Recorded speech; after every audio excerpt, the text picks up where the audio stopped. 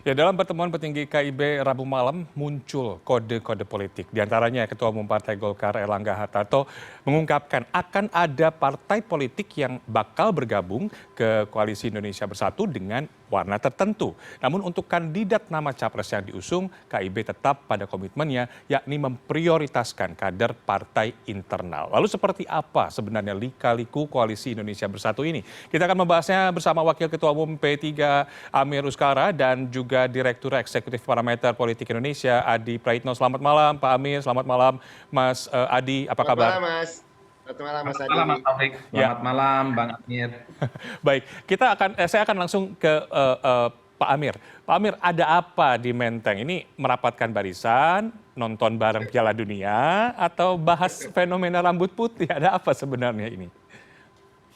Ya sebenarnya sih kalau komunikasi politik yang kita bangun di KIB ini hampir setiap saat ya. Cuma semalam itu memang kita fokus pada diskusi-diskusi terkait dengan perkembangan-perkembangan yang ada, dinamika politik yang ada di eksternal, dan itu menjadi referensi diskusi kita untuk proses-proses yang akan kita lakukan selanjutnya di KIB. Yang pasti kalau seperti yang disampaikan tadi malam oleh para ketua umum bahwa kita semakin mengerucut yang namanya sebuah koalisi, tentu target kita adalah bagaimana memenangkan kontestasi sehingga kriteria-kriteria yang kita siapkan untuk menjadi calon presiden maupun wakil presiden dari KIB tentu akan disesuaikan dengan kita akan berhadapan dengan siapa. Karena prinsipnya kita mau menang.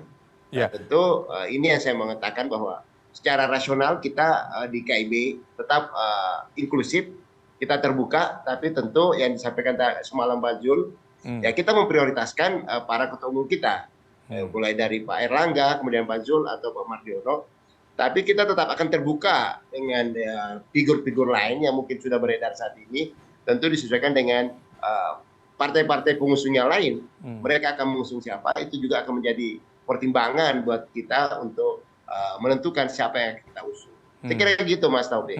Tapi apakah ini ada hubungannya pertemuan kemarin dengan hasil dari sejumlah lembaga survei yang muncul beberapa hari yang lalu yang mencatat kalau partai-partai koalisi lain itu namanya elektabilitasnya sudah mulai naik, sementara partai-partai dari Koalisi Indonesia Bersatu itu mulai tersingkir bahkan keluar dari 5 besar. Apakah ini ada hubungannya untuk merapatkan barisan?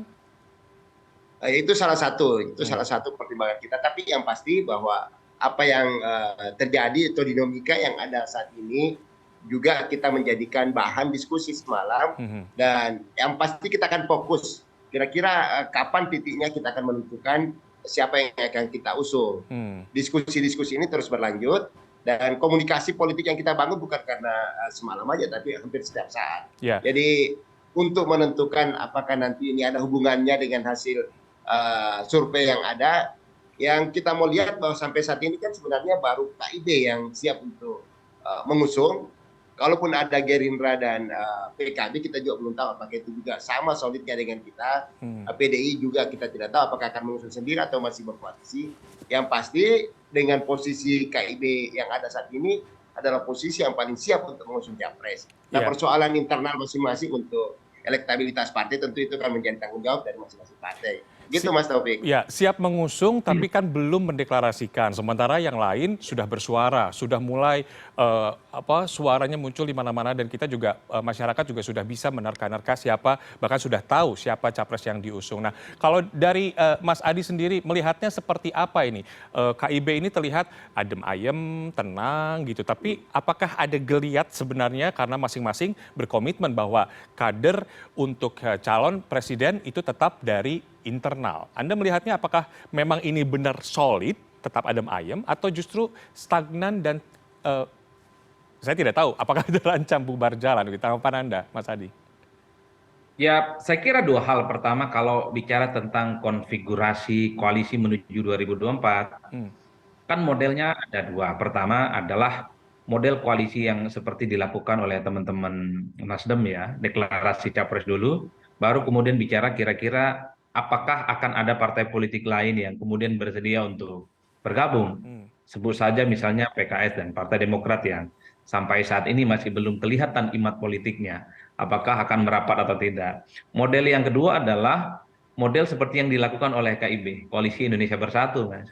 Jadi belum ditentukan secara definitif kira-kira siapa capres yang akan diusung, tapi partainya sudah menyatakan solid dan berkomitmen akan menjadi satu kongsi poros politik di 2024, namanya KIB. Ibarat sebuah perkawinan, KIB ini sudah membooking ya, semua peralatan pesta poranya itu, gedungnya di booking, IO-nya di booking, cuman orang kan bertanya-tanya, siapakah nanti pengantennya? Kalau pengantennya cocok, tentu akan ada semacam perkawinan yang nanti akan meriah gitu. Tapi sebaliknya, kalau pengantin dan pasangan pengantinnya ini tidak sesuai dengan selera ketiga partai, tentu saja ini akan membazir poros ini, Mas. Kan ini yang sebenarnya dua model kecenderungan politik yang sebenarnya terjadi per hari ini.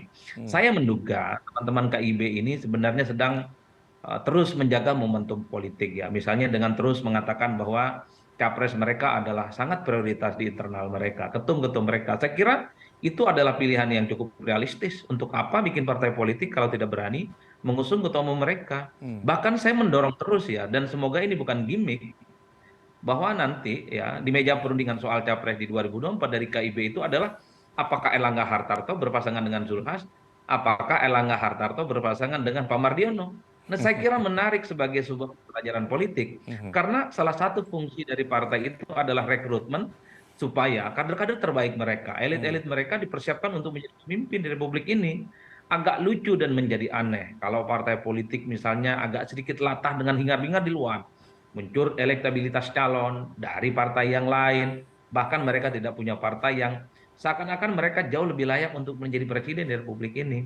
Jadi saya mendukung sebenarnya KIB ini untuk terus ya memaksakan ketua umum mereka lah yang nantinya akan bertanding di 2024. Ini sebagai bentuk pelajaran politik supaya ya partai itu ada gunanya, bukan hanya sebatas perahu dipersiapkan kepada orang-orang tertentu, punya elektabilitas dan punya kemungkinan menang, dan itu saja belum ada jaminan apapun. Iya. Saya kira yang sebenarnya ini yang ditunggu, bukan hanya sebatas gimmick untuk merawat momentum politik, bukan hanya sebatas gimmick untuk menjaga stamina politik supaya KIB itu terus ya diperbincangkan sebagai satu poros politik yang memang sangat layak untuk diperhitungkan di Tapi kan 2024. tentunya Karena yang lain kan juga belum jelas. ya, ya. Tapi kan tentunya kita juga harus realistis untuk mengusung calon yang potensial menang, baik dari internal dan eksternal itu. Kalau dilihat sampai saat ini, segi eksternal ini memang lebih kuat, lebih populer begitu. Apakah ini tidak menjadi bahan pertimbangan, Mas Adi? Ya tentu ini adalah ujian dan tantangan yang nyata bagi partai politik, Mas ya. Kan kalau dihitung rata-rata, gabungan ketiga partai ini, kalau dikonversi menjadi suara capres dan cawapres dari KIB kan luar biasa. Golkar misalnya 12%, kemudian PAN dan P3 itu kalau digabung 8, itu sudah jadi 20%. Jadi tantangannya adalah kalau memang fatsun politiknya harus ketua umum mereka yang mau, minimal mereka bisa mengumpulkan 20%. Tentu dengan kerja-kerja meyakinkan konstituen mereka yang memilih di 2019 tetap memilih jagoan yang akan mereka usung di 2024. Tapi kan KIB betul bahwa realistis ya, sedang melirik calon-calon lain di luar KIB karena mereka misalnya punya nama besar. Maka tidak mengherankan kalau ada nama seperti Ganjar Pranowo muncul, kemudian ada seperti Erick Thohir gitu, seperti Ridwan Kamil dan semacamnya. Pikiran saya memang nantinya KIB ini akan berkompromi dengan keadaan politik. Nanti akan ada dua irisan yang saling bersama. Mungkin satu itu dari unsur KIB, entah sebagai capres ataupun cawapres. Yang kedua adalah unsur dari non-KIB. Karena mereka misalnya punya modal politik yang kuat. Mungkin karena dia punya elektabilitas, mungkin karena dia punya popularitas, mungkin juga karena punya modal logistik yang cukup luar biasa. Oke. Ini skenario yang kedua. Ini skenario yang kedua mungkin. Kalau gitu saya langsung konfirmasi nih ke Pak Amir. Sejak awal kan KIB berkomitmen mengusung kandidat dari kader internal partai. Itu artinya apakah memang benar tadi yang disampaikan oleh Mas Adi akan ada kompromi-kompromi tertentu atau benar-benar pintu tertutup untuk mereka-mereka yang saat ini posisinya ada di luar partai? Jadi bahasa kita, Mas Taufik, kita memprioritaskan kader internal. Tapi kita juga rasional untuk memenangkan pertarungan Pilpres di 2024. Artinya bahwa misalnya apakah nanti ada simulasi-simulasi yang akan kita buat untuk bisa memenangkan pertarungan itu akan menjadi bahan diskusi. Jadi kita bikin dulu seperti Mas Adi tadi sampaikan, Sekarang kita kunci dulu bahwa kita sudah punya tiket untuk maju. Persoalan nanti siapa yang kita kasih tiketnya tentu ada prioritas-prioritas, tapi ada juga nilai-nilai rasional yang akan menjadi pertimbangan sebelum kita memutuskan. Nah, Kita juga akan melihat kira-kira kalau misalnya koalisi yang lain yang terbentuk juga akan mengusung siapa, tentu itu juga akan menjadi pertimbangan kita akan mengusung siapa. Karena tentu akan terjadi persaingan-persaingan untuk mendapatkan elektoral di masyarakat. Ini juga akan menjadi pertimbangan-pertimbangan. Jadi bahwa kami selama ini terus membangun komunikasi, itu salah satu tujuannya adalah bagaimana supaya dinamika-dinamika politik yang ada di luar itu juga menjadi referensi buat kita dalam menyusun strategi-strategi ke depan sebelum kita memutuskan. Karena kan di KIB ini ada 3 partai dan kita sudah sepakat akan mengusung calon yang sama, tapi secara proses internal kan tetap ada kita masing-masing lakukan. Nah, Tapi yakin bahwa kesulitan atau soliditas yang kita bangun selama ini, insya Allah akan tetap tetap terjaga kuat begitu sampai mengusung satu calon. Nah, Itu yang kita bisa jaminkan, Mas Taufik. ya, dari hasil beberapa lembaga survei juga ada yang menyandingkan Pak Erlangga dengan Ganjar dan itu elektabilitasnya meningkat. Apakah ini juga mungkin terjadi?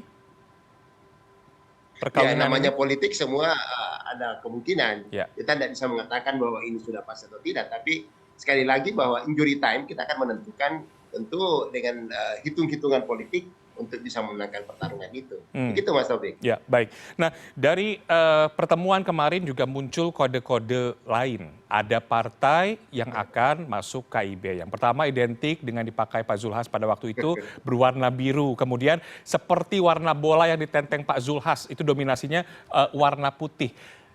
Kita akan lihat dulu pernyataan dari Pak Erlangga berikut ini.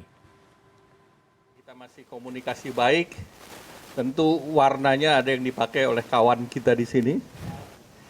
Dan juga ada yang warnanya ada nuansa pakaian yang sering dipakai Bapak Presiden. Yang bagian dari bola itu juga. Jadi warnanya tidak jauh dari yang ada di bola ini.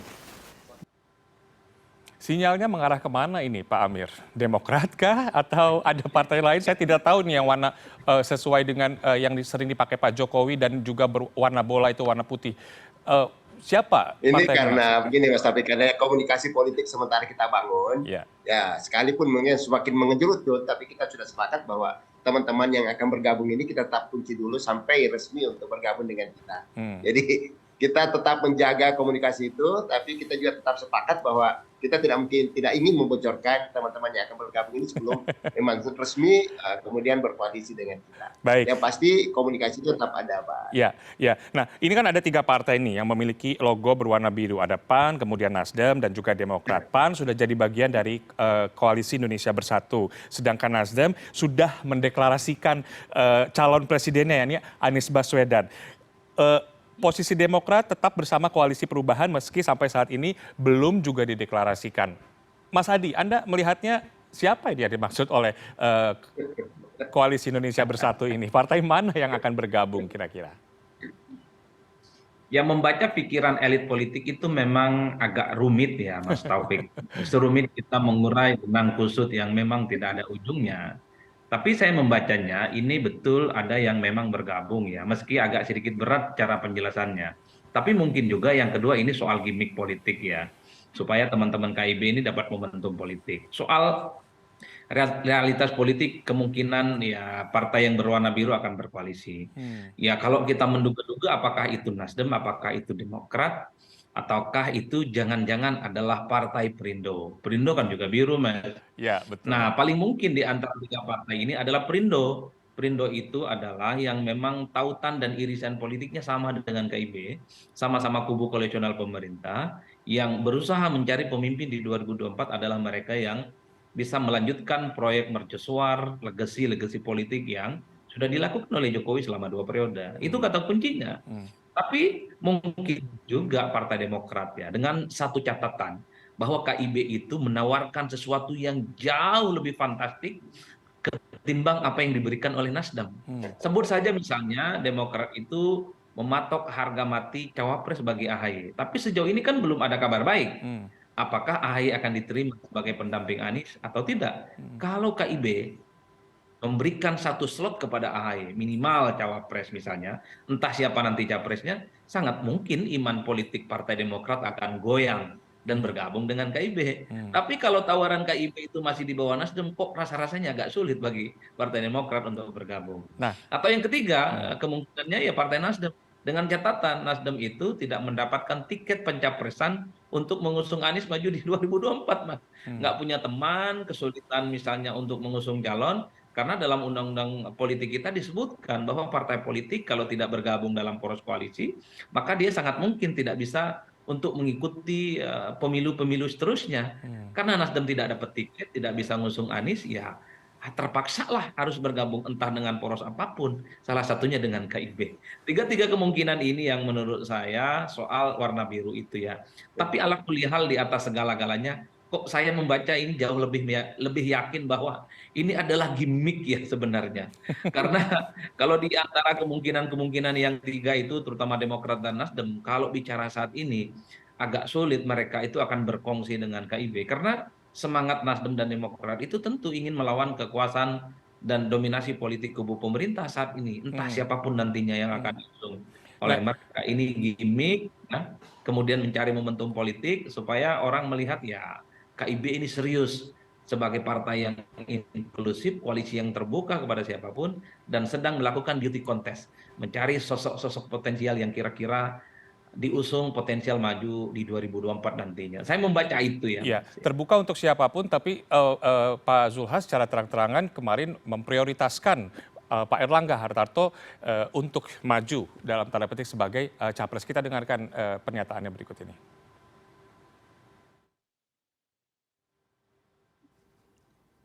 Kalau kriterianya Pak Jokowi kan kerutan wajah tuh banyak.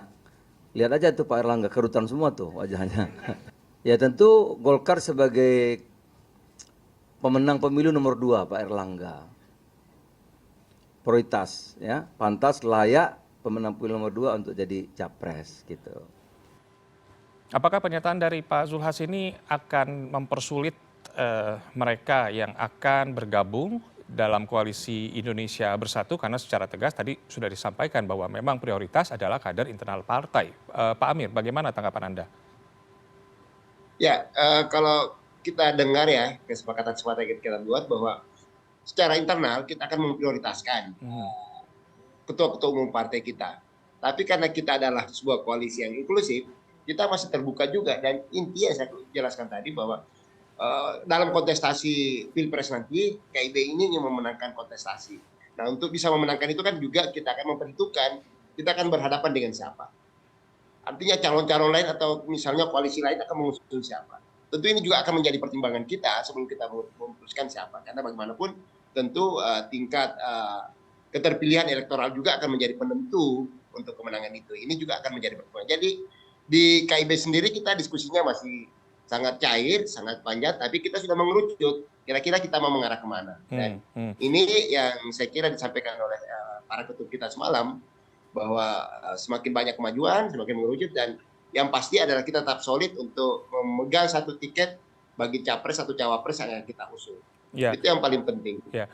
Yang menarik tadi yang disampaikan Mas Adi, saat ini kan realitasnya banyak orang yang kelihatan populer, kemudian narsis juga di media sosial, dikenal publik, tapi nyatanya tidak punya rekam jejak politik yang bagus-bagus amat begitu ya, atau juga bahkan tidak ada temannya begitu. Apakah ini juga yang jadi salah satu alasan dinamika masih ada tarik-menarik nama di Capres 2024 ini? Pasti itu juga akan menjadi pertimbangan, Mas. Bahwa nanti di medsos atau mungkin di media kita lihat dari hasil-hasil survei yang ada, kita lihat ada calon-calon yang punya tingkat elektabilitas yang tinggi. Tapi kan kita juga akan lihat apakah mereka betul-betul bisa maju atau tidak, karena masih butuh tiket untuk bisa mengusung. Percuma kita punya tingkat elektabilitas tinggi kalau ternyata kita tidak punya tiket untuk maju. Nah, ini juga akan menjadi pertimbangan kita di KIB. Makanya tadi kalau misalnya Pak Julio mengatakan menjadi prioritas di ketua-ketua umum kita, ya hitungan kita seperti itu, kita akan berhadapan dengan siapa. Itu juga yang memang Anda lihat, Mas Adi? Ya, saya kira memang sejauh ini pastinya partai-partai politik itu memasang call tinggi ya bagi internal mereka. Ketum-ketum mereka adalah figur-figur yang pastinya di-endorse pertama kali untuk ditawarkan dalam meja perundingan nantinya. Ini kan pertaruhan antara kepentingan elit yang saat ini punya tiket pencapresan dengan suara-suara publik yang misalnya mengarah kepada mereka yang tidak punya partai tapi punya elektabilitas tinggi. Jadi saya di awal agak ngegas memang Mas ya. Ngegas kenapa? Ya memang ini adalah 3 partai yang sudah bisa ngusung loh daftar ke KPU karena sudah menggenapi ambang batas presiden 20%. Ya sudah tutup mata aja daftarin capresnya Erlangga, cawapresnya Mardiono, atau capresnya Erlangga, cawapresnya Zulhas. Nah, persoalan elektabilitas bisa dipikirkan. Bukankah nama-nama lain yang punya elektabilitas sampai ke langit itu sampai sekarang ya laya mutu, walayahi. Jadi nggak jelas perahu politiknya dan nggak jelas juga apakah akan dapat perahu ataupun tidak. Ini kan sebenarnya tarikan-tarikan napas bahwa partai politik itu adalah instrumen rekrutmen elit yang memang dipersiapkan untuk bertanding di 2024. Nah kalau itu tidak dilakukan oleh KIB ya apa bedanya KIB dengan yang lain? Toh ujung-ujungnya akan memilih yang lain, non-partai, outsider yang karena dia punya adaptasi yang cukup luar biasa di level publik, elektabilitasnya bagus maka diusung, kan itu balik ceritanya Mas. Iya, tadi juga kan Anda sebutkan bahwa berbeda dengan koalisi yang lain yang banyak gimmicknya gitu. Ternyata KIB juga yang tadinya adem ayem sekarang bergimmick juga dengan kode-kode politik itu. Gimana nih Pak Amir? Apakah tidak takut bahwa nanti kepentingan dari para elit politik ini semakin besar sehingga akhirnya justru malah tidak tercapai koalisi yang solid begitu ke depannya? Bagaimana Pak Amir? Ya, kalau komitmen dan kesepakatan yang kita bangun sebenarnya sudah sangat dalam ya. Jadi untuk Mas Taufik saja ketahui bahwa kalau kita ingin mengatakan bahwa komitmen yang dibangun oleh KIB itu, saya ingin mengatakan bahwa itu sudah sangat kuat, fondasinya sudah sangat kuat. Persoalan nanti ke depannya pada akhirnya kita akan memutuskan siapa, itu pun sebenarnya kriterianya kita sudah buat. Cuma kan dalam proses-proses politik yang ada ya, tentu kita juga masih melihat momentum yang tepat untuk kita mengatakan bahwa ini loh, seperti yang disampaikan tadi Mas Adi misalnya ya. Pak Zul semalam sudah bocorkan. Kita ada prioritas-prioritas, tapi kita inklusif masih terbuka. Kalaupun misalnya ternyata misalnya partai-partai yang bergabung ke depan ini kemudian juga ingin mengajukan calon-calon, itu juga masih menjadi bahan diskusi kita. Tapi kriteria-kriteria yang kita buat saya kira sudah cukup jelas lah seperti yang disampaikan oleh Pak Sulwan semalam. Baik, terakhir ke Mas Adi ini, secara perolehan suara dari berbagai lembaga survei, 2 partai politik dalam KIB ini, PAN dan P3 masih ada di posisi terendah. Apakah salah satu caranya untuk mendongkrak elektabilitas tentunya harus mengusung capres yang unggul? Ya saya kira sebenarnya KIB itu sedang menghadapi suara-suara publik. KIB itu berkomitmen bukan figur sentris ya, yang menonjolkan figur tertentu yang kemudian jadi jualan politik. KIB ini kan sejak awal menegaskan adalah kreativitas ide-ide. Tapi kan belakangan orang juga bosan dengan ide-ide KIB Mas. Bicaranya tentang polarisasi, anti politik identitas. Nah oke, polarisasi dan anti politik identitas semua orang sudah bicara, semua poros politik bicara. Tapi kan pada akhirnya publik bertanya, mana jagoannya? Nah kan ini yang sebenarnya sedang ditunggu. Nah di KIB kebingungan untuk menjawab itu. Biar penasaran dulu Mas. Biar penasaran dulu. Baik. Kalau begitu ya. Nah yang kedua, yang terakhir menurut saya yang kedua, nih KIB tentu saja sedang toleh kanan, toleh kiri. Kira-kira poros politik itu siapa jagoannya? Kalau jagoannya nggak terlampau kuat ya saya kira internal itu adalah putusan yang paling rasional bagi mereka. Tapi kalau kanan kiri adalah mereka yang elektabilitasnya bagus, hingar-bingar politiknya dapat, ya tentu KIB juga berhitung, nggak mungkin mereka akan ketinggalan zaman. Nggak mungkin mereka itu berkoalisi hanya untuk kalah, Mas. Nah ini yang sedang dicari betul momentumnya. Baik. Kita tunggu saja deklarasinya segera siapa yang akan nama yang akan diusung dari Koalisi Indonesia Bersatu. Terima kasih Mas Adi Praitno, Direktur Eksekutif Parameter Politik Indonesia, dan juga Pak Amir Uzkara selaku Wakil Ketua Umum P3 telah bergabung bersama CNN Indonesia Prime News malam hari ini. Salam sehat selalu. Assalamualaikum. Terima kasih. Terima kasih Mas Taufik. Terima kasih Mas Adi.